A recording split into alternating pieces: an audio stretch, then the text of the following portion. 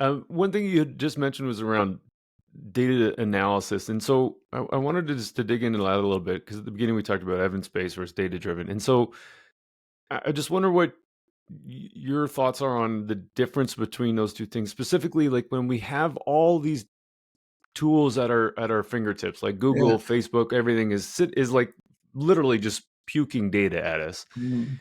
Um, and then is that the same as the same kind of data you would be using for analysis in terms of making decisions as like the evidence-based ideas? Like Yeah. they're different data sets, I think, right?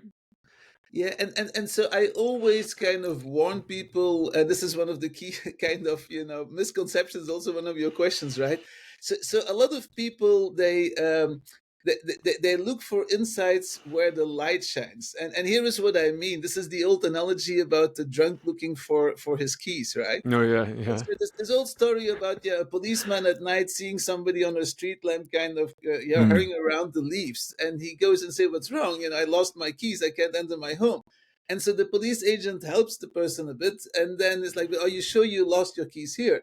And the drunk says, "No, it was over there." And so why are we looking here? Because this is where the light shines. And so a lot of times people kind of just use their available data.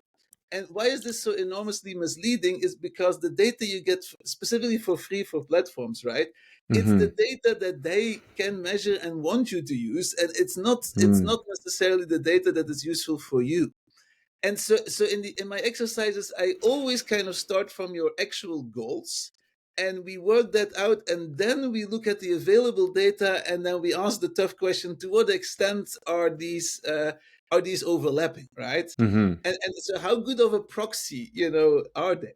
So an interesting thing, for instance, is Facebook engagement. hmm After I got tenure at the Tech School of Business, right, I moved to Istanbul in Turkey for a startup university. And so the company, which was a car manufacturer I was doing consultancy for in the US, their headquarters in Turkey was right next door to my new university. So I went there in and say, "Hey, can I help you?" And they're like, "Well, couldn't we have a very big problem?" So this is 2009 now, right? Okay. And so Yeah. and so they're a car company that both in the US and Turkey has about, I think, 2% market share. So they really want to grow it. And they have all Yeah. of these cars coming out that they were excited to get people to drive.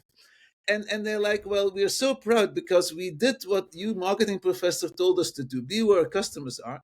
So we spent 30% of our budget on Facebook." This was in 2009, 30%, right, for the car. hmm And we're so proud because we are the number one Facebook car site in the country, even though we only have 2% market share. And hmm Facebook was used a lot in the country. But we don't see any uptake in our sales. How on earth is that possible? And I'm like, well, and we get all this engagement and so forth. And I'm like, well, this is so easy, right? What Yeah. is the one thing that you need to get people to buy your cars? I always ask this because managers know the industry better than I do. And they said, "Oh, that's easy, test drives." So I'm like, okay, so you have some data on that one. And so we did the analysis, and all of their Facebook engagement did not get anybody more to do a test drive.